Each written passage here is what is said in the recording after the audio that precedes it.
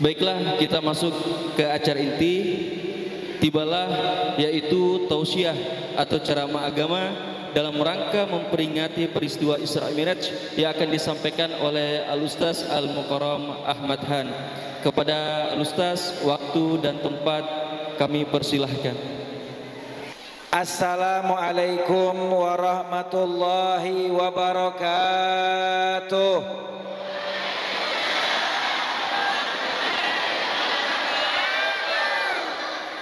Alhamdulillah, alhamdulillahi rabbil alamin, wal akibatu lil muttaqin, wala udwana illa ala zalimin, wassalatu wassalamu ala asyrafil anbiya'i wal mursalin, sayyidina wa nabiyyina wa habibina wa maulana Muhammadin wa ala alihi wa ashabihi wa man tabi'ahum bi ihsanin min yaumina hadza ila yaumiddin wa ba'du.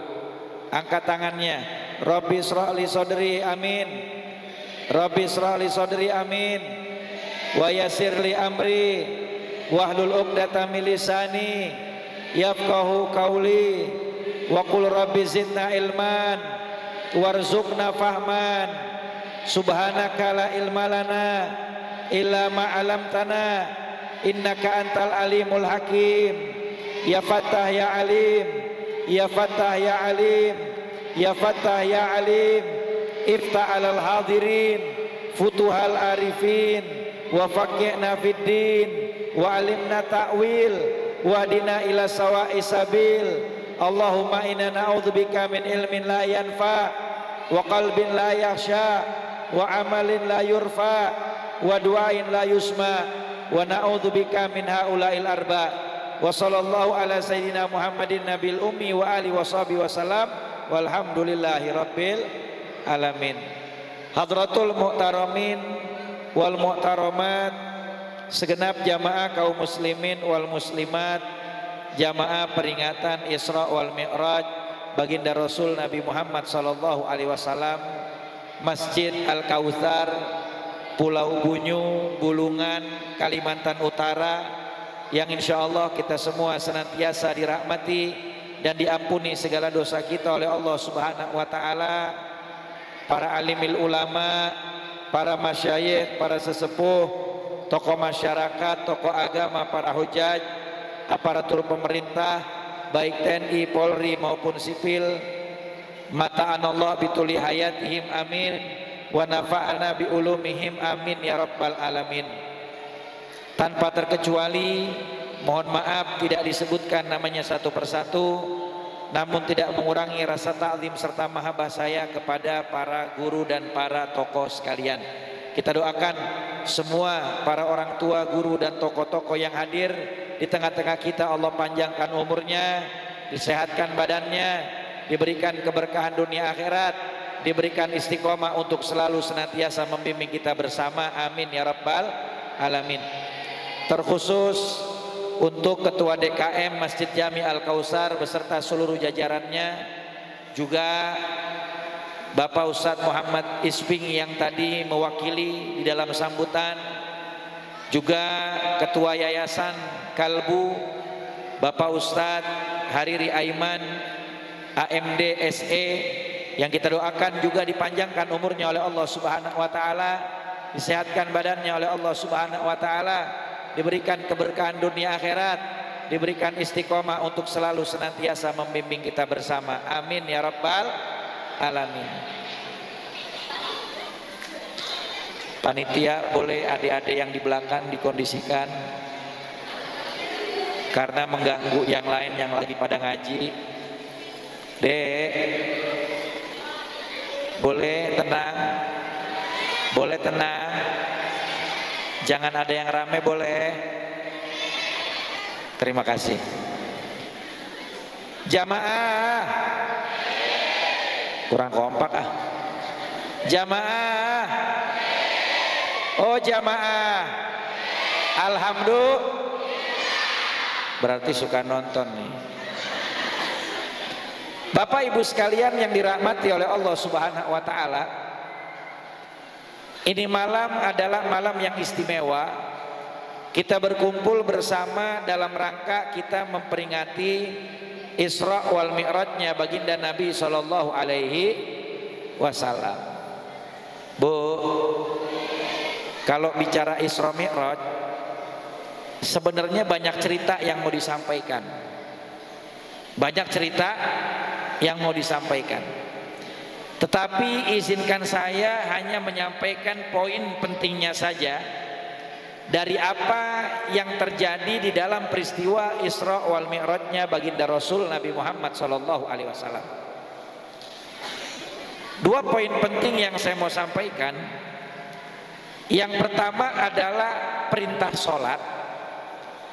Yang kedua adalah apa yang diperlihatkan Allah Subhanahu Wa Taala kepada baginda Rasul Nabi Muhammad Sallallahu Alaihi Wasallam pada saat baginda Nabi Shallallahu Alaihi Wasallam melaksanakan Isra wal Mi'raj.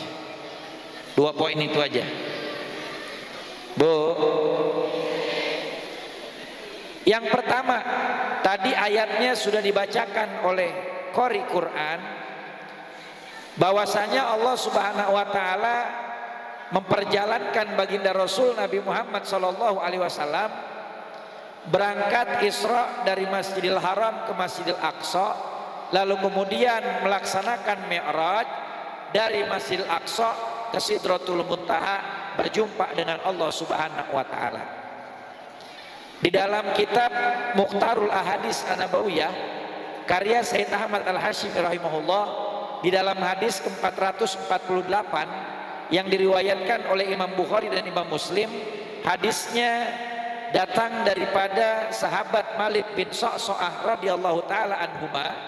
Baginda Nabi Shallallahu Alaihi Wasallam menjelaskan di dalam hadis panjang, kurang lebih hadisnya 2 halaman. Kata Nabi Shallallahu Alaihi Wasallam, bainama ana fil hatimi mutajian ila akhiril hadis. Di dalam hadis ini baginda Rasul Nabi Muhammad Shallallahu Alaihi Wasallam beliau menceritakan peristiwa baginda Nabi Shallallahu Alaihi Wasallam dijemput oleh malaikat Jibril dengan mengendarai tunggangan para nabi dan rasul yang disebut dengan buraq. Apa Pak? Buraq. Buraq itu adalah markabul anbiya wa rasul, tunggangan kendaraannya para nabi dan rasul. Di dalam kitab ulama menjelaskan ukurannya itu lebih besar dari keledai, tetapi lebih kecil dari kuda, pertengahan. Dan buraq itu memiliki sayap, kata ulama, apabila dia kibaskan 1 kali sayapnya, maka dari timur akan sampai ke barat, begitu sebaliknya ketika dimulai dari barat akan sampai ke timur. Saking dahsyatnya tuh markabul anbiya wa rasul, kendaraannya para nabi dan rasul. Allah Subhanahu wa taala perintahkan baginda Nabi Shallallahu Alaihi Wasallam untuk berangkat Isra wal Mi'raj. Ketika itu Allah perintahkan terlebih dahulu malaikat Jibril untuk mengambil buraq dari dalam surganya Allah Subhanahu wa taala. Jadi buraq itu adanya di dalam surga. Ketika malaikat Jibril masuk ke dalam surga, lalu kemudian mencari buraq yang akan diajak untuk menjemput baginda Rasul Nabi Muhammad Sallallahu Alaihi Wasallam, pada saat itu malaikat Jibril bingung memilih buraq yang mana, karena pada saat beliau masuk, beliau dapati banyak sekali buraq yang sedang bersenang-senang di dalam surganya Allah Subhanahu wa taala. Tapi dari semua buraq itu ada 1 buraq yang sedang bersedih.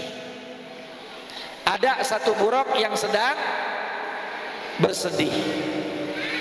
Didekati oleh malaikat Jibril, lalu kemudian ditanya buraq itu, mayubkiki ya buraq, apa yang menyebabkan kau menangis wahai buraq? Maka buraq itu menjawab, aku menangis karena aku rindu kepada seseorang yang dari mulai kami diciptakan di dalam sorga tertulis pada dahi kami di setiap buruk yang ada di sorga nama seseorang yang belum kami ketahui siapa orang tersebut, dan di dahi-dahinya buruk tertulis nama Muhammadur Rasulullah.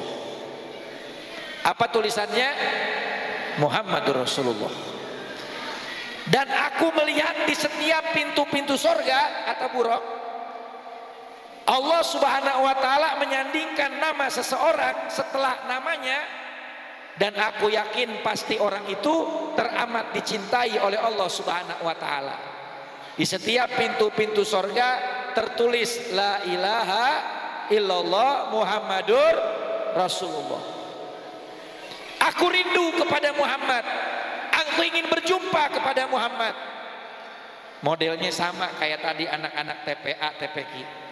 Muhammadku, Muhammadku, dengarlah seruanku, aku rindu padamu Muhammadku. Semuanya, Muhammadku, Muhammadku, dengarlah seruanku, aku rindu padamu Muhammadku. Sekali lagi bareng-bareng, Muhammadku.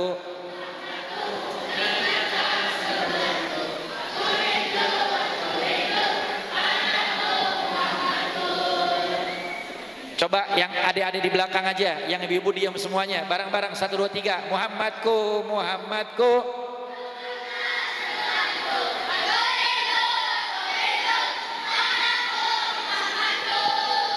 Ini buruk rindu kepada Nabi Muhammad, pengen ketemu Nabi Muhammad, mau berjumpa dengan Rasulullah Sallallahu Alaihi Wasallam. Sampai saking rindunya buruk ini bersedih, tidak bisa merasakan kenikmatan di dalam sorga, dan akhirnya buruk ini selalu menangis karena rindu kepada Nabi Muhammad. Pertanyaannya, Pak, Bu, masih hidup?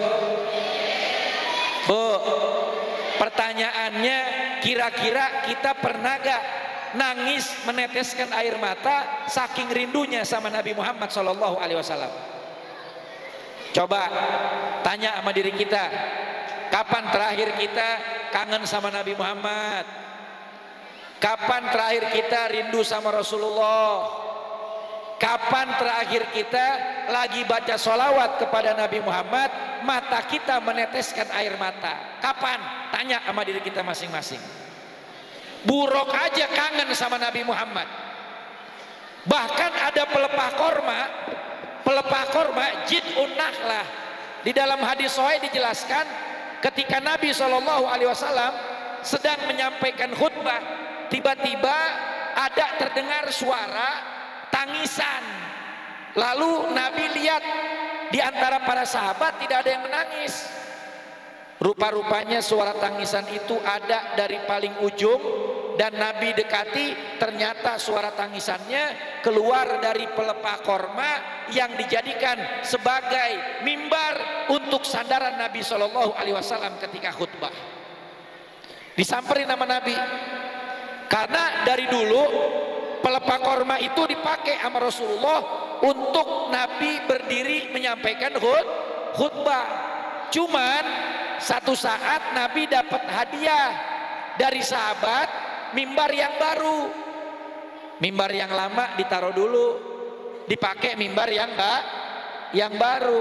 Ketika mimbar yang baru dipakai dalam jangka waktu yang lama, terdengar suara tangisan mimbar yang lama yang terbuat dari pelepah korma nangis, dan suaranya bukan cuma didengar oleh Nabi Muhammad, tetapi didengar juga oleh orang-orang yang ada di masjid.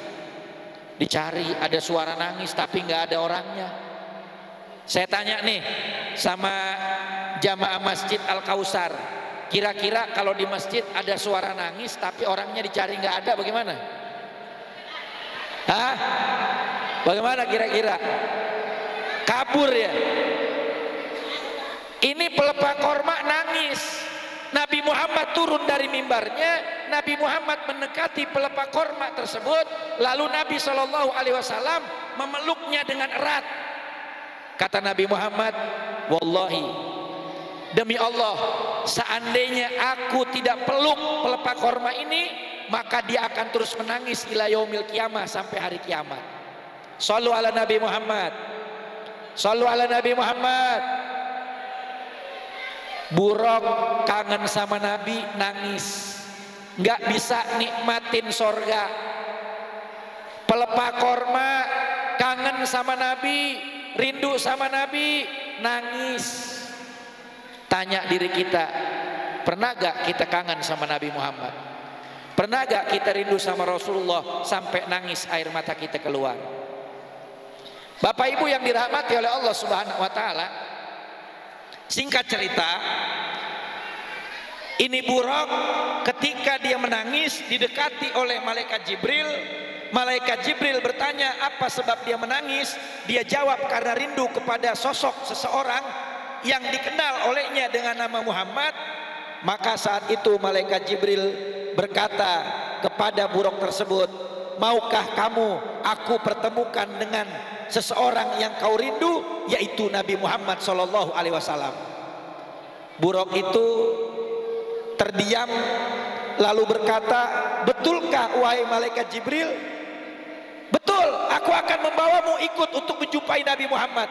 Maka Buraq ini yang tadinya sedih, yang tadinya susah, berubah jadi ceria, jadi gembira, jadi girang. Dia terbang-terbangan di dalam surga sambil berkata, duhai indahnya aku akan berjumpa dengan orang yang aku rindu, Nabi Muhammad sallallahu alaihi wasallam. Dia terbang-terbangan sambil menyebut-nyebut kata-kata itu. Akhirnya Buraq-Buraq yang lain yang lagi senang semuanya sedih karena mereka tidak kepilih untuk menjemput baginda Rasul Nabi Muhammad. Shallu ala Nabi Muhammad. Shallu ala Nabi Muhammad. Itu Buraq akhirnya dibawa sama malaikat Jibril untuk jemput baginda Rasul Nabi Muhammad sallallahu alaihi wasallam. Nabi Muhammad sallallahu alaihi wasallam naik Buraq, ya. Ketika Nabi sudah berangkat Isra dari Masjidil Haram ke Masjidil Aqsa. Di Masjidil Aqsa Nabi sallallahu alaihi wasallam berangkat Mi'raj dengan malaikat Jibril naik Buraq, kendaraannya para nabi dan rasul. Nabi naik ke atas batu, lalu kemudian naik ke atas Buraq. Dan pada saat itu batu yang dipijak oleh Nabi Muhammad, dia terbang naik dari bumi ingin ikut Rasulullah Shallallahu Alaihi Wasallam, tapi Nabi perintahkan untuk berhenti dan diam. Makanya di sono ada batu tuh namanya Sokhro, ya, yang dia ke bawah kagak, ya ke atasnya nggak nyampe tinggi-tinggi banget. Kenapa? Saking rindu sama Nabi Muhammad. Ya, saking rindu sama Nabi Muhammad, nggak mau pisah tuh batu, pengen nganterin Nabi. Singkat cerita, Nabi berangkat Mi'raj dengan malaikat Jibril, dan ketika Nabi Mi'raj, Nabi naik ke lapis langit pertama, berjumpa dengan Nabi Adam, naik ke lapis langit kedua, ketiga, keempat, kelima, keenam, bertemu dengan Nabi Musa, ketujuh dengan Nabi Allah Ibrahim alaihissalam. Lalu malaikat mengatakan, tugasku hanya sampai sini wahai Rasulullah, silakan kau naik ke Sidratul Muntaha, berjumpa dengan Allah Subhanahu wa taala.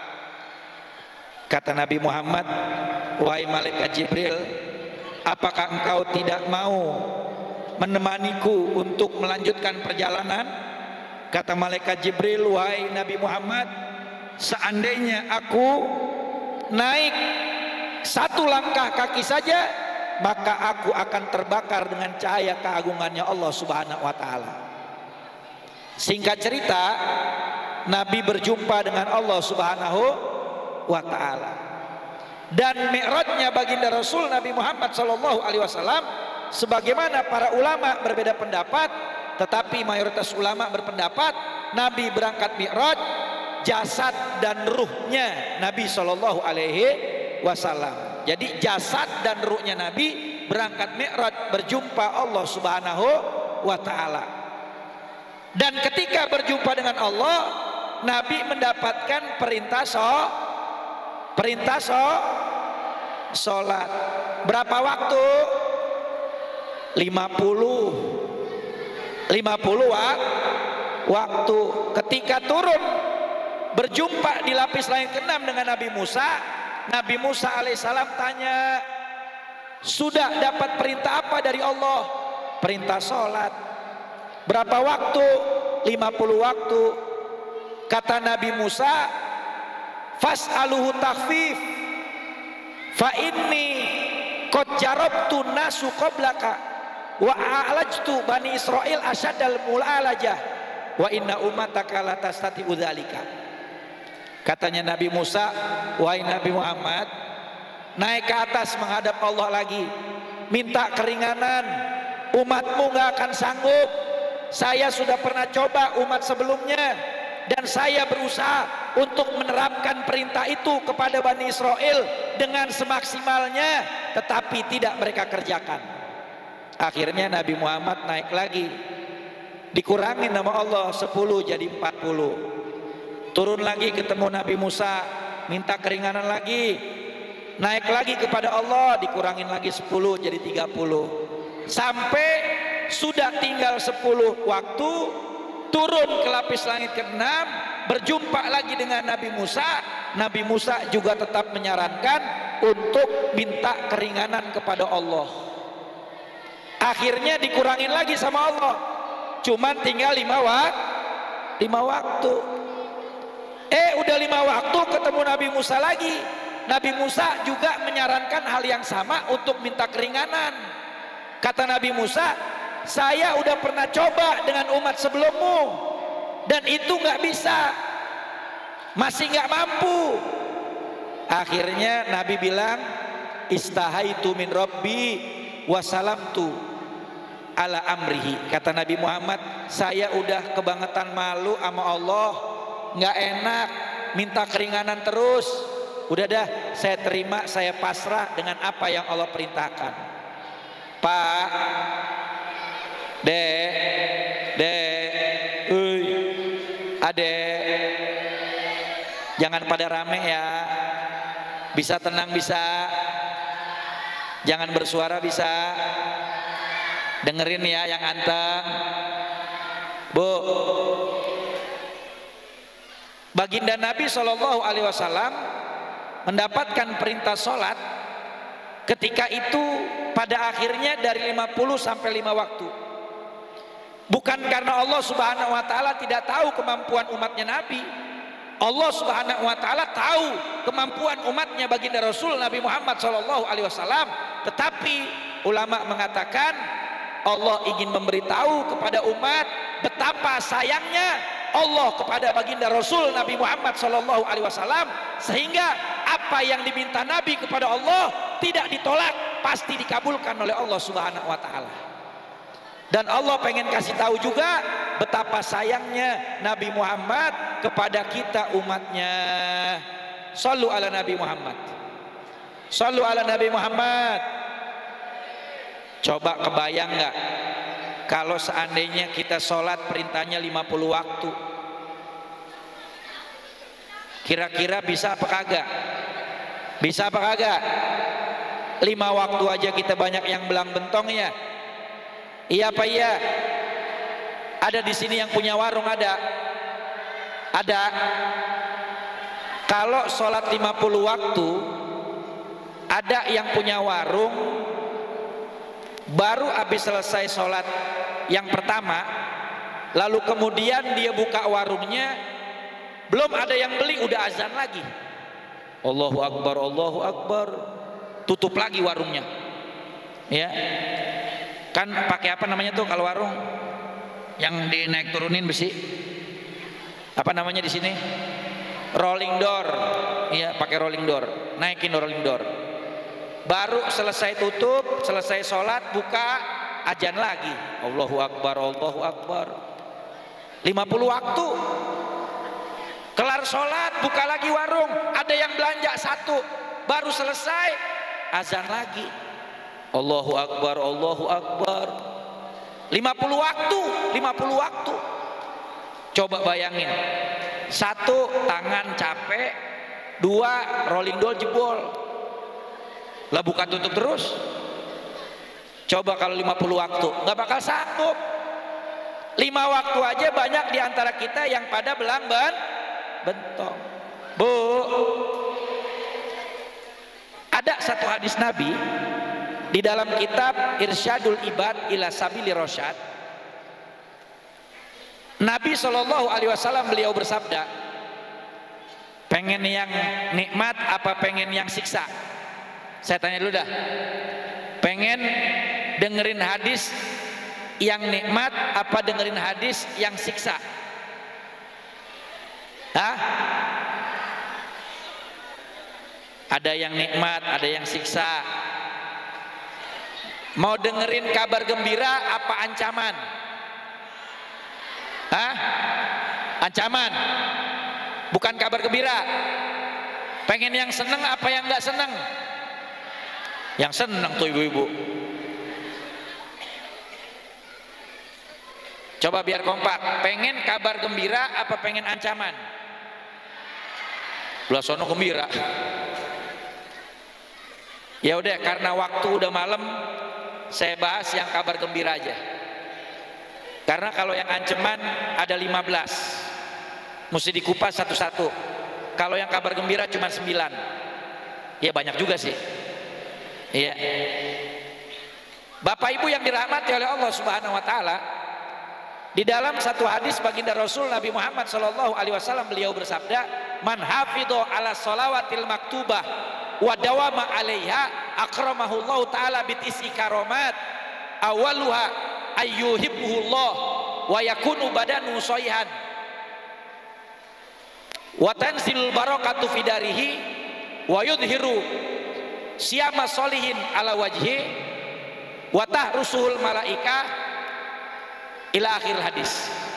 Kata Nabi SAW, Nabi mengatakan, siapa orang yang mengerjakan sholat 5 waktu, tidak dia tunda-tunda, dia kerjakan sholat tersebut pada waktunya, dan dia dawam mengerjakan sholat, dia tidak tinggalkan sholat, dia istiqomah mengerjakan sholat pada waktunya, maka dia akan dikasih 9 kemuliaan oleh Allah Subhanahu wa taala. Pengen gak? Pengen gak? 9 karunia dari Allah Subhanahu wa taala buat orang yang sholatnya tidak ditunda-tunda, buat orang yang sholatnya tidak diakhir-akhirkan, buat orang yang sholatnya pada waktunya dan diusahakan di awal waktu.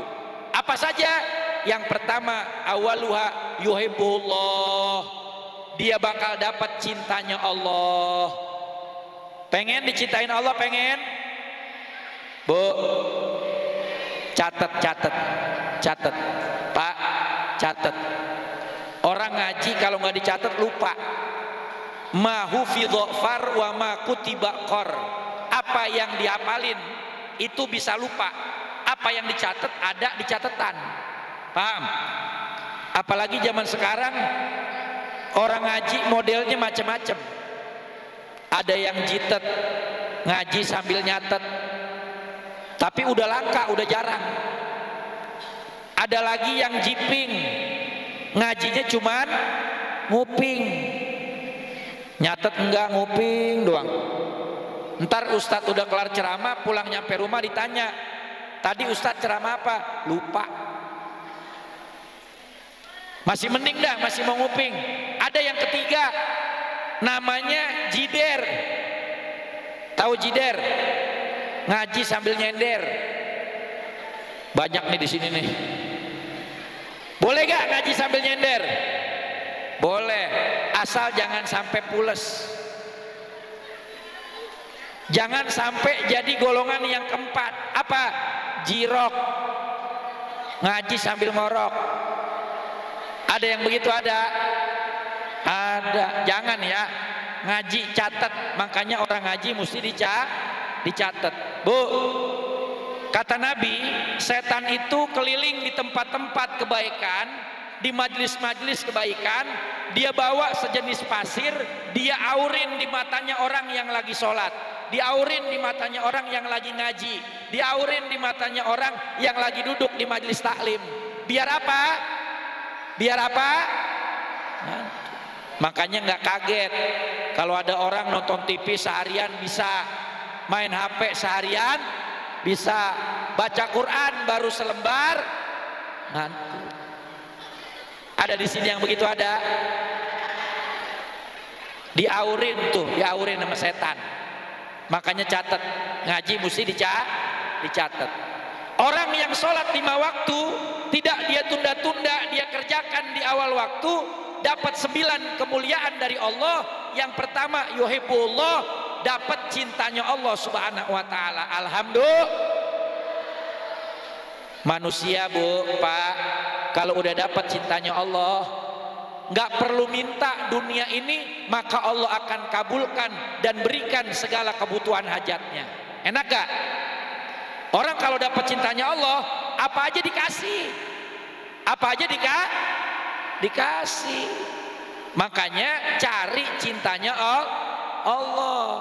Kalau pengen sukses dunia akhirat, cari cintanya Allah. Saya pernah dapat cerita dari beberapa senior kami ketika belajar di Hadramut di Tarim di Yaman, bahwasanya datang seseorang kepada guru kami, Murabbi arwahana Sayyidil Walid Al-Habib Umar bin Hafid hafidhullah ta'ala wa ra'ah, amin ya rabbal alamin. Datang seseorang yang dia mau bertobat sama Allah Subhanahu wa taala dan bertanya kepada beliau, hal apa yang harus dilakukan ketika kita bertobat kepada Allah? Hal apa yang pertama harus dilakukan ketika taubat kepada Allah Subhanahu wa taala? Lalu beliau menjawab, setelah kamu taubat kepada Allah taubatan nasuha, maka kamu harus melakukan hal yang pertama, yaitu perbaiki hubunganmu dengan Allah. Perbaiki hubunganmu dengan Allah. Maksudnya apa? Perbaiki hubungan dengan Allah itu sholatnya dibenerin. Sholatnya dibenerin. Nih kita banyak kan diantara kita yang sholatnya belang bentong, sholatnya ditunda-tunda, sholatnya di akhir-akhir. Subuh jam 8, subuh jam 8, Bu, subuh jam 8. Lah subuh kan setengah 5, isrok jam 6 kurang. Kalau udah isrok, waktu subuh udah habis. Lah sholat jam 8, itu bukan subuh namanya. Namanya itu murtad, jemur pantat. Kita sholat menghadap ke arah kiblat. Kiblat di mana? Kiblat di mana? Di barat. Ya, matahari pagi-pagi jam 8 terbit dari mana? Timur. Berarti kan lagi jemur pantat ya. Jam 8. Subuh ada waktunya, jangan jam 8. Kadang-kadang yang suka kasihan mertua ketipu mulu sama mantu. Pengantin baru kalau di sono di daerah saya, ya di Jakarta, biasanya tuh pengantin baru tuh nginep dulu di rumah mertua. Kalau dulu ada yang nyampe sebulan, kalau sekarang makin kemarin makin sedikit, seminggu, 3 hari, kadang semalam doang, besoknya dia pindah rumah gitu ya. Nah ini ada mertua pagi-pagi jam 8 lagi bikin kopi di dapur, pas lewat ruang tengah ngelihat mantunya lagi sholat. Dalam hatinya mertua berhenti, alhamdulillah ya Allah dapat mantu yang soleh, jam segini rajin banget udah sholat duha. Dia ngudek kopi di dapur, pas balik lagi udah beres bikin kopi, balik ke ruang tengah ngelihat mantu lagi kunut. Ya Allah, mantu sambar geledek. Bukan 2, subuh jam 8. Subuh jam. Jangan ya, sholat jangan suka dintar-ntarin. Ya makanya kalau malam tidur jangan kemalaman, biar bisa bangun sholat subuh. Ini kita subuh kadang-kadang udah kesiangan. Zohor udah mau asar, asar udah mau maghrib, maghrib udah mau isya, isya dibisikin setan. Ntar aja deh sekalian tahajud, ntar aja sekalian tahajud. Akhirnya tahajud kagak, sholat isya kagak, subuh jam 8. Subuh jam 8. Makanya nih kalau pengen sukses dunia akhirat, sholat jangan ditunda-tunda, jangan dintar-ntarin. Yang pertama dapat cintanya Allah. Yang kedua, catat yang kedua, orang yang sholat di awal waktu, dia dawam mengerjakan sholat 5 waktu yang Allah fardukan, dapat kemuliaan yang kedua. Apa kemuliaannya? Kemuliaan yang kedua kata Nabi SAW, maka Nabi SAW katakan bahwasanya tahrusuhul malaikah, dia bakal dijaga oleh malaikat Allah Subhanahu wa taala. Dijaga malaikat Allah. Orang yang sholat di awal waktu kemana-mana dijagain malaikat Allah. Enak apa enggak? Dijagain malaikat Allah, selamat dari mara bahaya, dari segala yang tidak kita inginkan, dikawalnya sama malaikat Allah Subhanahu wa taala. Makanya sholat jangan suka ditunda-tunda. Tuh yang kedua. Yang ketiga, wa yakunu badanuhu soihan. Orang yang sholat di awal waktu, dia jaga sholat 5 waktunya, maka dia dikaruniakan Allah badan yang sehat. Pengen gak badannya sehat? Pengen gak badannya sehat? Banyak di antara kita yang udah mulai banyak sakitan. Iya apa iya? Duduk lama dikit, kaki dilonjorin ke depan. Ada yang merentakin badan ke kanan, ada yang merentakin badan ke kiri, ada yang pegel kakinya kesemutan, ada yang bangun ke belakang, ya jalan dulu sedikit biar kesemutannya hilang. Banyak gak? Banyak di antara kita yang udah bertambah usia, timbul penyakit-penyakit. Biar kita sadar bahwa itu sebagai pengingat kita semakin dekat kepada ajal kematian. Makanya kalau mau dijaga badannya sama Allah biar sehat, sholat di awal waktu, jangan ditunda-tunda. Nih kita seringannya sholat ditunda-tunda mulu, makanya badannya jadi sakit. Apa kaitannya Ustadz? Karena di dalam sholat ada gerakan olahraga yang bikin badan kita sehat. Ya Pak ya, Bu. Sholat badan kita diberi kesehatan sama Allah Subhanahu wa taala. Orang biar kata nggak punya apa-apa, tapi kalau badan sehat nih nikmat. Duit banyak, tapi kalau penyakitan kagak enak. Ya, makanya tuh yang ketiga dikasih badannya sehat. Yang keempat, watanzilul barokatu fidarihi. Orang yang sholat di awal waktu dikaruniakan di tengah-tengah rumahnya dicurahkan limpahan rahmatnya Allah Subhanahu wa taala dan keberkahan. Pengen nggak berkah? Kata ulama, berkah itu jundun min junudillahi ta'ala yursiluha kaifasya. Keberkahan itu adalah prajuritnya Allah Subhanahu wa taala yang Allah kirim kepada siapa yang Allah hendaki.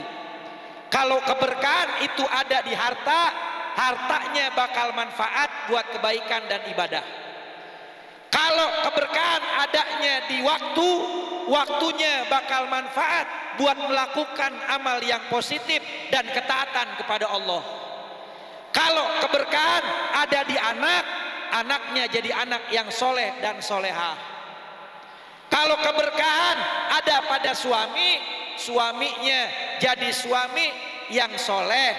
Kalau ada pada istri, jadi istri yang solehah. Kalau keberkahan ada pada hati manusia, maka hatinya selalu bahagia dan gembira. Berkah tuh. Makanya jangan macem-macem ya dengan yang namanya sholat. Pengen sukses dunia akhirat, pengen barokah dunia akhirat, sholat di awal waktu. Tuh yang keempat, Bu, rezeki kalau berkah Bu, walaupun sedikit Allah jadikan cukup. Bu, jadi istri yang bersyukur ya. Ya Bu ya, jangan banyak ngeluh ya Bu.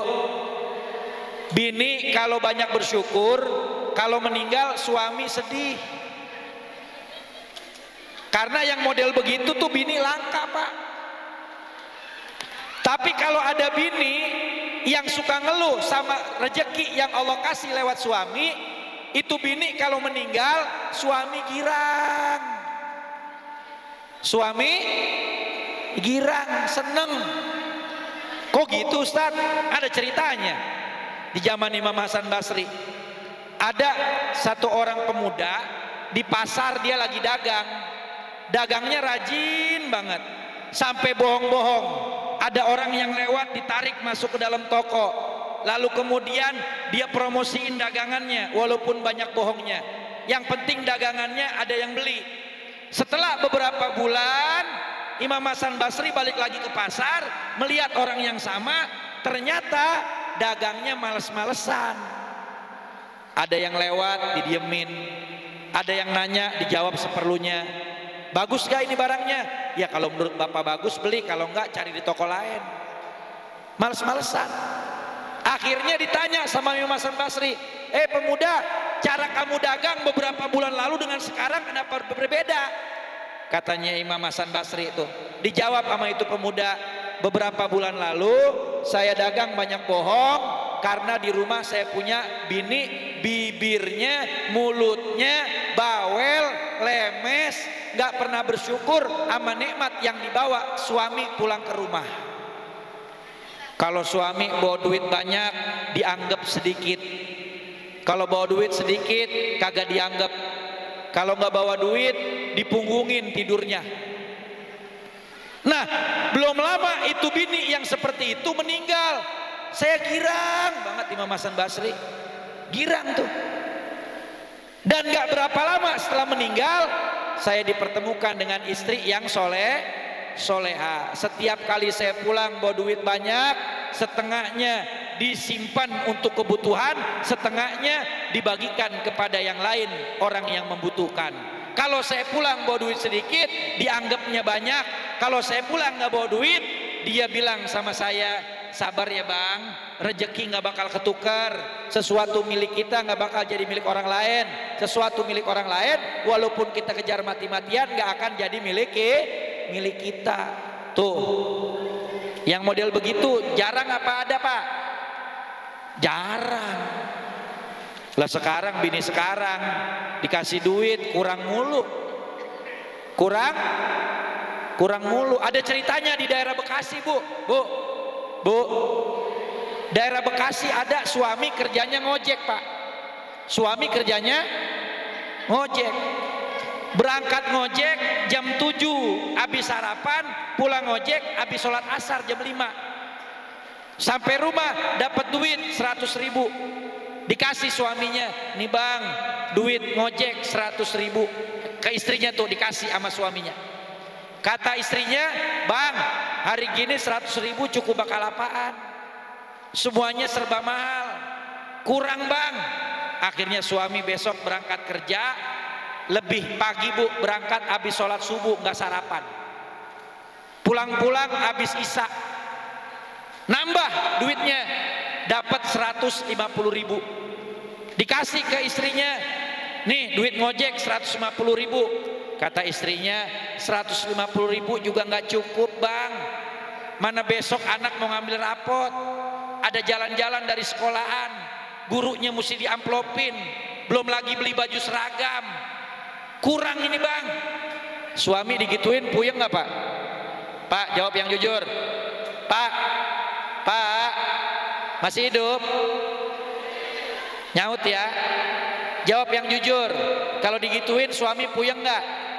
Pusing nggak? Pada takut nih bu.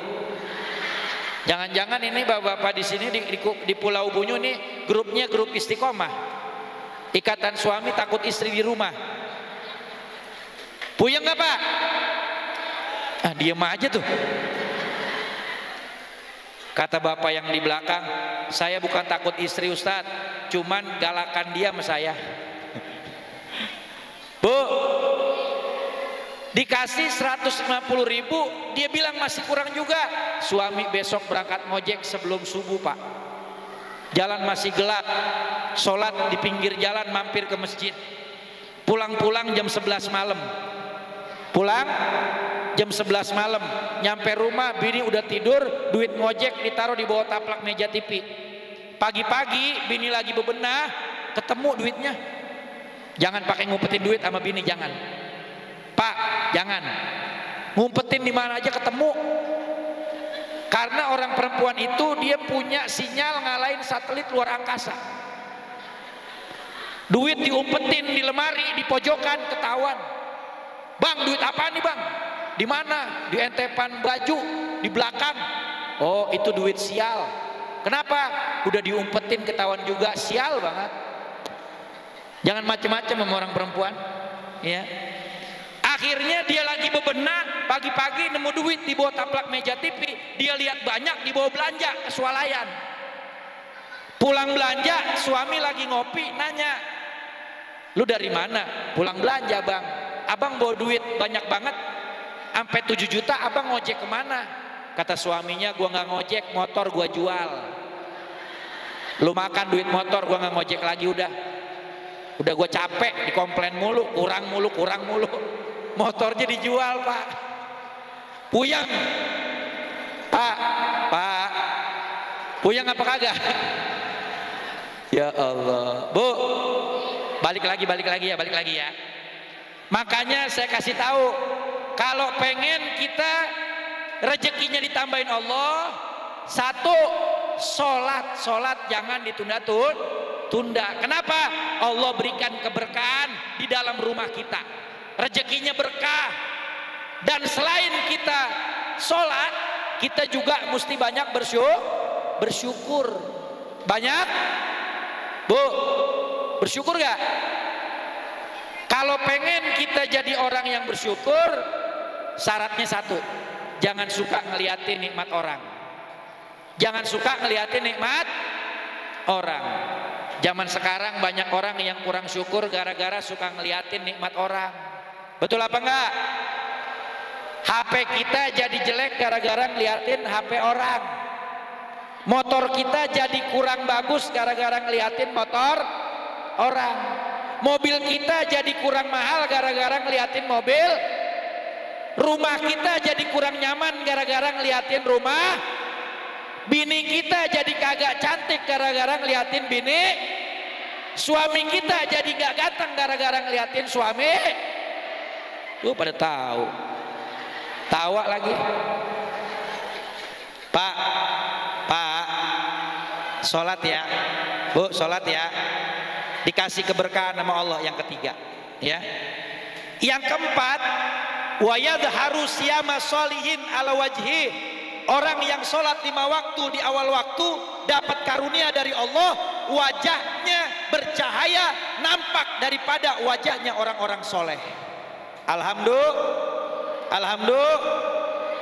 Makanya orang perempuan jangan cuman sibuk dengan mempercantik tampilan luar, tapi lupa mempercantik tampilan dalam. Sholat, wudhu, baca Quran, wajah bercahaya, inner beauty. Apa namanya bu? Inner beauty. Kata Nabi Muhammad, as-sholatu nurun fi wajhil mu'min. Sholat penyebab cahaya pada wajah orang mukmin. Tapi zaman sekarang pak, kebanyakan orang perempuan ame sholatnya belang bentong, ame sholatnya males-malesan, ketipu dan kegoda sama setan gepeng. Tahu setan gepeng? Tahu setan gepeng? HP. HP. Tiap hari HP mulu. Iya apa iya? Iya apa iya? Makanya orang perempuan lebih sibuk sama memperbaiki penampilan luar, penampilan batin dia lupa. Pakai make up, semua make up dipakai. Mana kalau dandannya kalau keluar rumah doang pak. Kalau di dalam rumah buat suami mukanya demek kayak topo. Tapi kalau keluar rumah semua alat make up dipakai. Pakai bedak foundation nomor 4 mereknya Wardah. Pakai eyeshadow, pakai eyeliner, bulu matanya anti gempa, blush on, pipinya merah merona, blush on habis, lipstick dipeperin di pipi. Tuh, mama pada ketawa. Suka begitu ya Bu ya? Lipstick dipeperin ke pipi. Belum lagi yang namanya lipsticknya yang waterproof, anti air. Biar makan nasi kagak, makan sayur kagak luntur. Alis dikerok, digambar kayak Shinchan.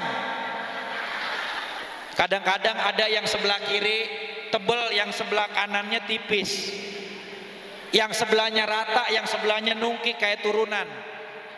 Ada yang buru-buru kanan udah digambar, yang kiri lupa. Belum lagi hidung pakai shading biar kelihatan mancung. Hidung longsor, mau dimancungin, gambarnya lama. Iya Pak ya? Iya Pak ya? Kalau di rumah mukanya demek kayak topo. Giliran keluar, kondangan, arisan, pengajian, ke mall, jalan-jalan, pakai make up udah kayak bencong lampu merah. Bu, sholat, wudhu, bukannya nggak boleh dandan, boleh, tapi dandan kalau keluar rumah sederhana aja, sewajarnya. Dandan yang cantik buat suami di dalam rumah. Jelas Bu? Kadang-kadang Pak kalau di rumah ame di luar beda. Kalau di luar pakai minyak wangi ngambreng kayak kuburan baru. Kuburan baru kan disiramin air mawar 5 botol.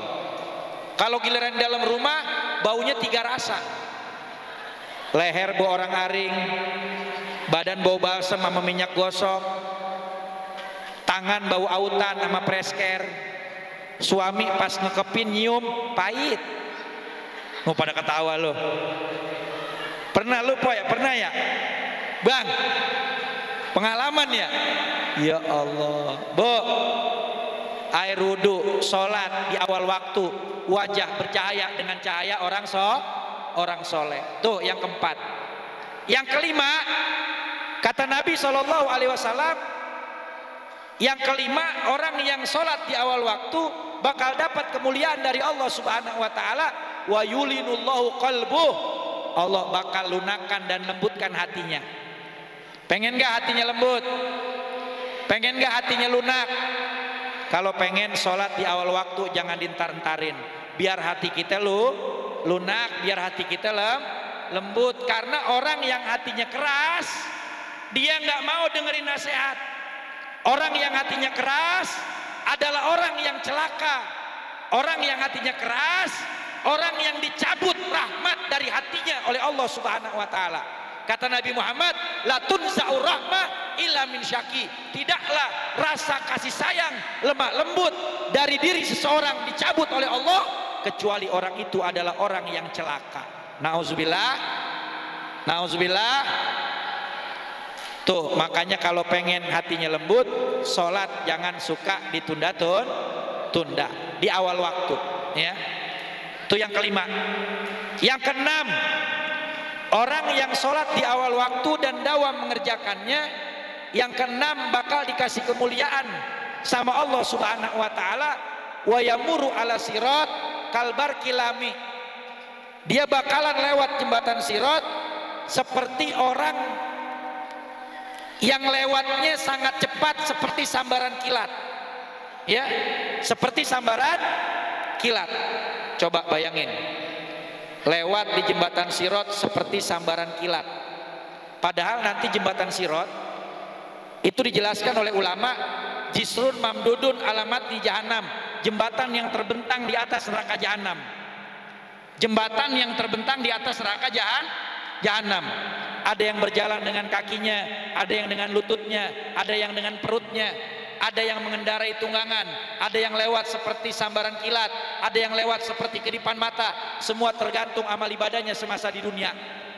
Dan tidak sedikit yang baru jalan berapa langkah disambar oleh kilat api neraka, masuk ke dalam nerakanya Allah Subhanahu Wa Taala. Serem apa enggak kira-kira?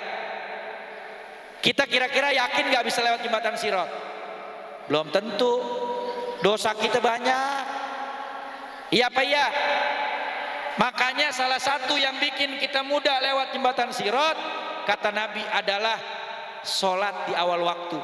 maka dapat kemuliaan lewat jembatan Sirat. Seperti apa? Seperti sambaran kilat. Alhamdulillah. Pengen nggak lewat di jembatan Sirat cepat? Pengen nggak? Sholatnya jangan suka ditunda-tunda.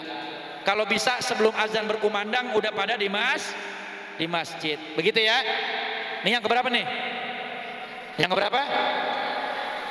7. 7 apa 6?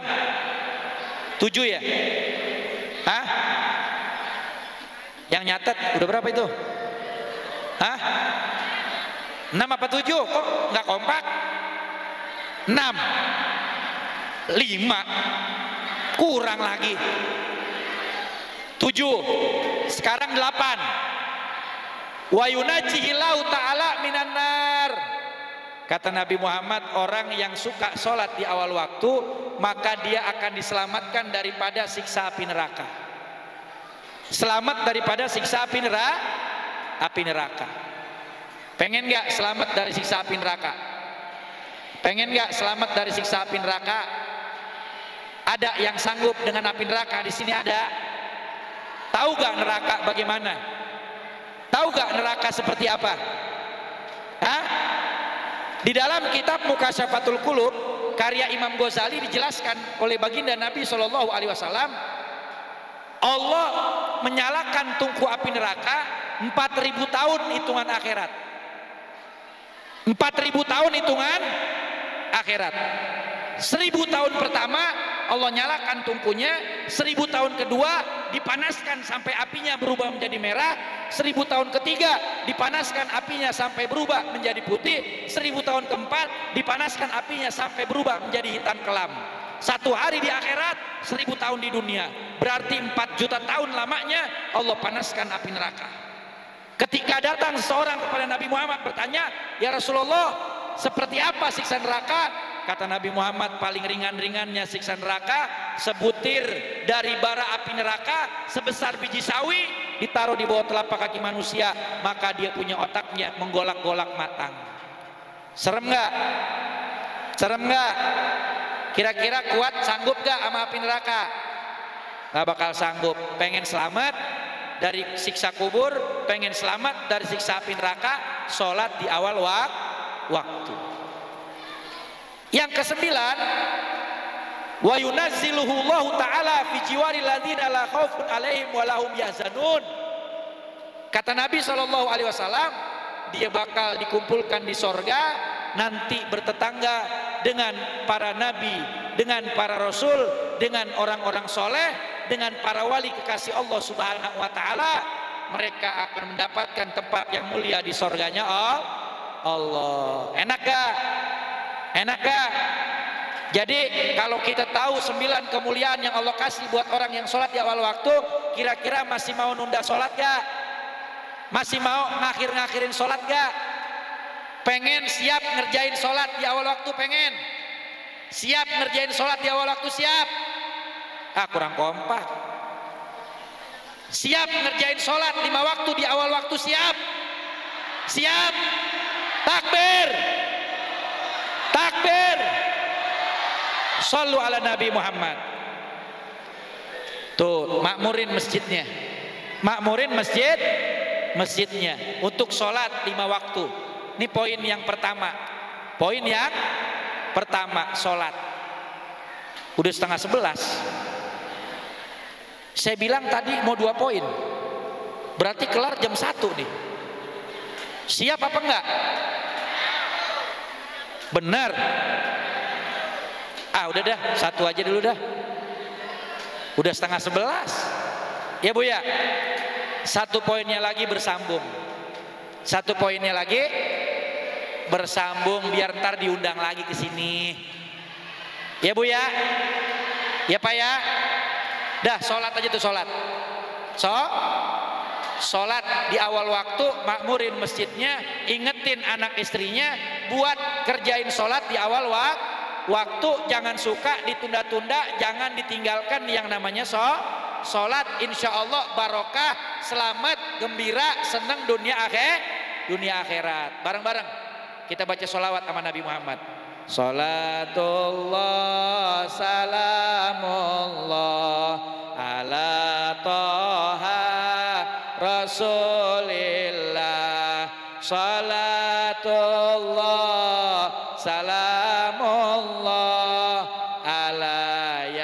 Yasin Habibillah. Bu, tadi kita lihat bagaimana Yayasan Kolbu menampakkan di hadapan kita perjuangan untuk sama-sama kita bantu bersama.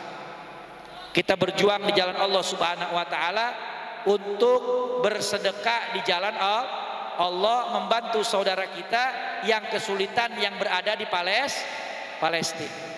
Kata Nabi Muhammad, ahabul ibadi ilallah anfa'uhum linnas. Hamba yang paling dicintai oleh Allah Subhanahu wa taala, yang paling bermanfaat buat orang yang lainnya. Wa ahabul a'mali ilallah, dan sebaik-baik amal yang paling dicintai oleh Allah Subhanahu wa taala adalah sururun yudkhiluhu fi qalbil mu'min au yakshifu anhu durran au yuqda anhu dainan. Kata Nabi Muhammad, di antara amal ibadah yang paling dicintai Allah adalah memasukkan kegembiraan, menyenangkan hati orang mukmin yang sedang bersedih, mengangkat kesulitannya, melunasi hutang piutangnya, membantu hajat kebutuhannya. Maka orang-orang yang seperti itu adalah orang-orang yang dicintai oleh Allah Subhanahu wa taala. Siap kita bantu, siap kita bantu saudara kita di Palestina. Bareng-bareng sambil sholawat kita resapi bersama, bagaimana kalau kita yang ada di posisi mereka, bagaimana kalau keadaan kita seperti mereka. Coba kita renungin, resapin bagaimana kesulitan, kesusahan yang mereka alami. Mudah-mudahan setelah selesai sholawat kita punya rasa peduli kepada saudara-saudara kita di Palestina untuk membantu mereka di jalan Allah Subhanahu wa taala. Amin ya rabbal alamin. Salatullah salamullah ala toha rasulillah. Salatullah, angkat suaranya, baca sholawat sambil nunduk, resapin. Terasa getar seluruh tubuh, sanak saudara tinggalkan jauh, tiada tempat untuk berteduh karena tak pernah sholat subuh. Sholat, angkat suaranya. Toha lillah salatullah salamullah ala yasin habibillah. Sekarang badan sudah terbujur, sudah berada di dalam kubur, tulang dan daging dipukul hancur karena tak pernah salat zuhur. Salatullah salamullah ala toha rasulillah. Salatullah salamullah ala yasin habibillah. Salatullah, angkat suaranya. Salamullah ala toha rasulillah. Salatullah salamullah ala yasin habibillah. Itulah tanda hidup tersasar, malaikat adab semakin mungkar, badan dipukul lalu dibakar karena tak pernah salat asar, salat Salatullah salamullah ala Taha Rasulillah. Salatullah salamullah ala Yasin Habibillah.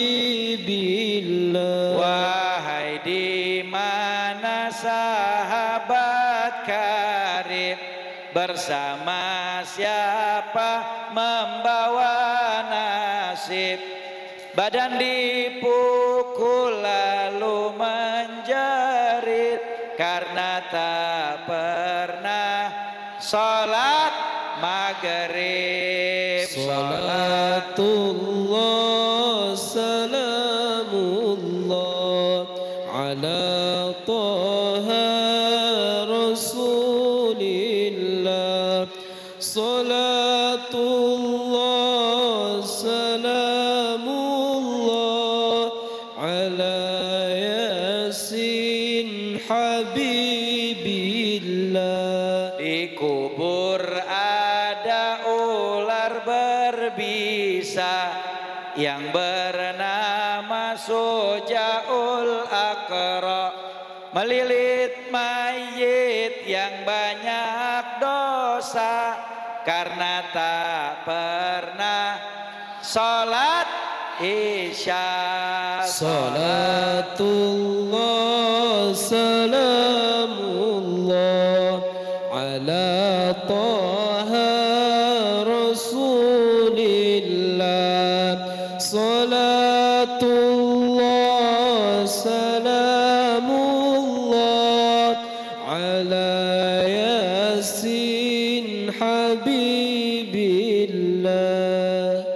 Bapak Ibu yang dirahmati oleh Allah Subhanahu wa taala, setelah ini jangan ada yang bangun, nanti ditutup dengan doa, tapi ada beberapa poin penting yang mau disampaikan oleh Yayasan Kolbu pada kesempatan malam hari ini. Mudah-mudahan kita semua yang hadir bisa ikut ambil bagian untuk sama-sama peduli dengan saudara kita di Palestina. Amin ya rabbal alamin. Bu, saya mantun ya. Boleh mantun? Jalan-jalan ke Ciawi. Kurang kompak. Jalan-jalan ke Ciawi, lihat sawah dipanenin, bye-bye sama Ustadz Betawi. Sekali ngelihat pasti ngangenin. Anak itik dikejar tikus, larinya ke atas loteng. Panitia ambil plastik buat bungkus, habis dibungkus tinggal saya tenteng. Fadhol Ustadz, silakan.